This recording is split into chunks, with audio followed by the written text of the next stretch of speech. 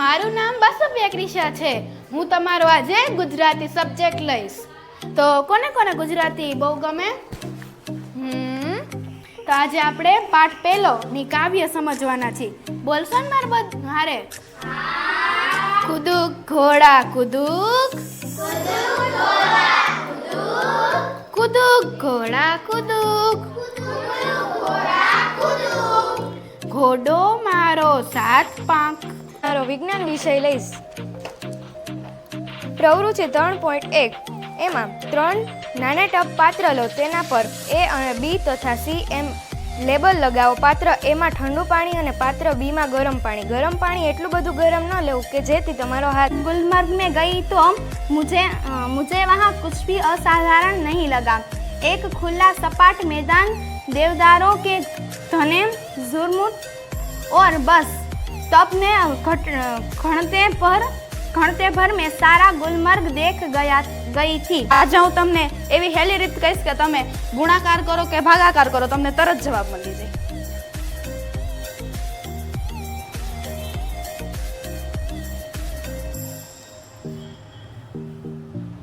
જો આને આરા ગુણો ને એટલે 35 અને આને આરા ગુણો એટલે 6, તો આ જવાબ મળી ગયો. તમારે લસા લેવાની જરૂર ન પડે. પછી આવી જ રીતે તમે કેમાં માઇનસમાં કરો ને તો શીખવાડો.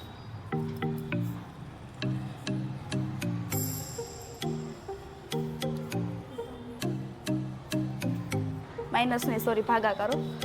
જો એમાં હે ને આવી રીતે હવે 2 આરે 7 ભાગો ને તો 14 મળે અને 5 આરે 3 ભાગો ને તો 15 મળે. તો આવી ગયો જવાબ. તમારે લોંગ કરવા જવું ન પડે, તમારે શોર્ટ રીતે જ થઈ જાય. પછી આવી જ રીતે પ્લસમાં. Hello everyone, my name is Amdar Eliza. Today we will be celebration with Teachers Day.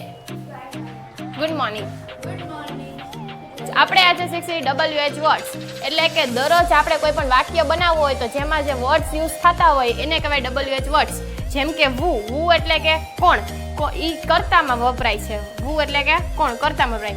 એવી રીતે 14 આવે છે WH વર્ડ્સ. એમાં સેકન્ડ છે વૂમ એટલે કે કોણ, કર્મ અથવા જાણવા માટે વપરાય છે કે કોણે આ વસ્તુ કરેલી છે. વુઝ એટલે કોનું, કોના અને કોના દ્વારા, કે આ કોનું છે, આ બે કોનું છે. એવી રીતે જે વૂમથી વાક્ય બને છે, જે વ્યક્તિની વસ્તુ હોય અથવા કોઈ વ્યક્તિની સાથેની સંબંધ જણાવતું હોય કે આ ચોપડો કોનો છે, એવી રીતે. વિચ કઈ, ક્યુ, ક્યાં, નિર્જીવ વસ્તુ કે કોઈ વસ્તુ હોય કે વિચ ઇઝ ધીસ. નમસ્તે, મારું નામ નિપલ છે. હું આજે ગુજરાતી વિષય લઈશ. પાઠ 7 કામ કરે જીતે. પાઠના લેખકનું નામ છે નાથાલાલ દવે. હવે પાઠ 7 કામ કરે જીતે એટલે કે તેનો અર્થ શું? કોઈ બી વસ્તુમાં આપણે મહેનતથી કામ કરી તો એમાં આપણે સફળ થાય છે. જે વસ્તુમાં આપણે કોઈ કામ કરી જ નહીં તો એ વસ્તુ આપણાથી સફળ નથી થતી. એટલે આ પાઠનું નામ એટલે રાખવામાં આવ્યું છે કામ કરે એ જીતે. એટલે કોઈ બી કામ કરો એટલે મહેનતથી કરવાનું અને એમાં આપણે સફળ થાય. નમસ્તે, મારું નામ દક્ષિણી તન્વી છે. આજે હું તમને 9મા ધોરણમાં વિજ્ઞાનનું સમજાવીશ. ઘન અવસ્થા, પ્રવાહી અવસ્થા અને વાયુ અવસ્થા. ઘન છે તેને ચોક્કસ આકાર હોય છે, તે કદ હોય છે, તેને કદ. તે ઘન છે તે દબનીય હોતું નથી. ખાલી એક જ માત્ર એવું છે કે જે દબનીય છે, તે છે સ્પંજ. પ્રવાહી તો કે પ્રવાહીને પણ ચોક્કસ આકાર હોતો નથી. નમસ્કાર, મારું નામ ખેર યશસ્વી છે. આજે હું તમને સંસ્કૃત વિષય ભણાવીશ. ચેપ્ટર 2 કુલસ્ય આચાર. એક ચાતક શિશુ અસ્તિ. એક ચાતકનું બચ્ચું હતું. સહ એકદા તૃષયા પીડિત. ત્યારે એકવાર જે છે તે તરસથી પીડાતું હતું. તે પોતાની માતા પાસે જાય છે અને તે તેની માતાને કહે છે કે મને તરસ લાગી છે. પણ તેના કુળમાં એવું હતું કે તે વરસાદનું જ પાણી પી શકતા હતા. તેથી તેની માતાએ કીધું કે અત્યારે તું પાણી નહીં પી શક, વરસાદ આવે ત્યાં સુધી તું ખમી જા. પણ ચાતક શિશુને જે છે ખૂબ જ તરસ લાગી હતી. એટલે તે જે છે એ તેની માતાની વાત માનતો નથી અને તળાવ પાસે જાય છે. તે તળાવમાં પાણી પીવા જાય છે ત્યારે તેને એક પરિવાર દેખાય છે. એક ખેડૂત પરિવાર હતું. એનો જે એક દીકરો હતો તેના પિતા જે છે એ ખાટલામાં હતા. તેના દીકરાએ જે છે રસ્તામાં આવતો હતો ત્યારે તેને ધનની એક પોટલી મળી. એ આ બધી વાત જે છે એના પપ્પાને કીધી. કે મને આવી રીતે ધનની પોટલી મળી છે, પણ તેના કુળમાં મારું નામ સેવિંગ્યા સના છે. ધોરણ 8 માં અભ્યાસ કરું છું. આજે હું તમને ચેપ્ટર 3 ચતુષ્કોણની સમજ વિશે સમજાવીશ. તેમાં પહેલો ટોપિક છે વક્ર. વક્રમાં પેન્સિલ ઉપાડ્યા સિવાય કોઈ ચિત્ર દોરવામાં આવે તો તેને વક્ર કહે છે. એટલે જે ચિત્રમાં પેન્સિલ ઉપાડ્યા વગર આપણે દોરી શકીએ તેને વક્ર કહે છે. પછીનો ટોપિક છે સરળ વક્ર. જે વક્ર સ્વયં ક્રોસ થતા ન હોય તેવા વક્રને સરળ વક્ર કહે છે. સરળ વક્રના બે પ્રકાર છે. એક ખુલ્લો વક્ર.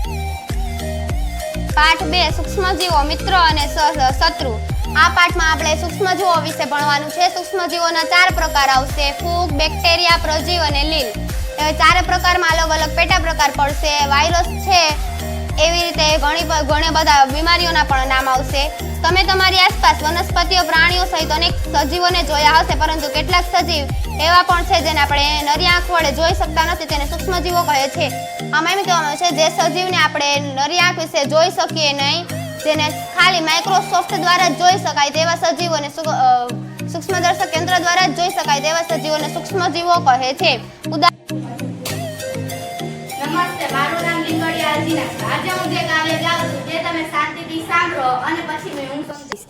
तेरी है जमी तेरा आसमां, तू बड़ा मेहरबान, तू बख्शिश कर.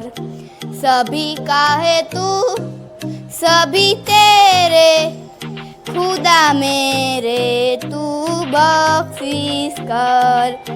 तेरी मर्जी से ए मालिक हम इस दुनिया में आए हैं, तेरी रहमत से.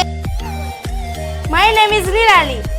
હું આજે તમને ચોથું ચેપ્ટર સમજાવીશ, sun tour. One day the wind says to sun. એકવાર છે જે પવન છે જે સૂર્યને કહે છે, I am the strongest in world. હું દુનિયામાં સૌથી વધારે તાકાતવાન છું. I can uproot trees. હું ઝાડવાને પણ પછાડી દઉં. I can blow upwards roof and. Oh, I see. Do one thing, look at that man. જો એ કે હું આ માણસને એટલો તાપ આપું છું. Can you make him take off this coat. જો હું આ માણસના કોટને ઉડાડી દઉં. The sun sad. સૂર્ય કહે છે, oh yes, that's very easy, you watch. એટલે આ સહેલું છે, તું જો હવે. નમસ્કાર, ગુડ મોર્નિંગ, જય શ્રી કૃષ્ણ.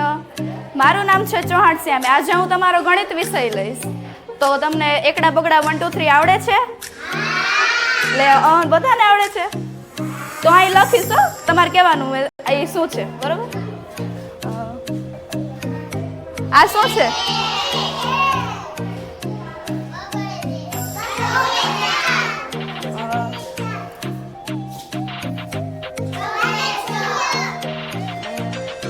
આ કેટલા આંગળા છે? 4. આ હાલો, તો હું હવે કક્કો પૂછીશ, કેટલાને આવડે છે? બોલ. ઈ નહીં, એકડા બગડા.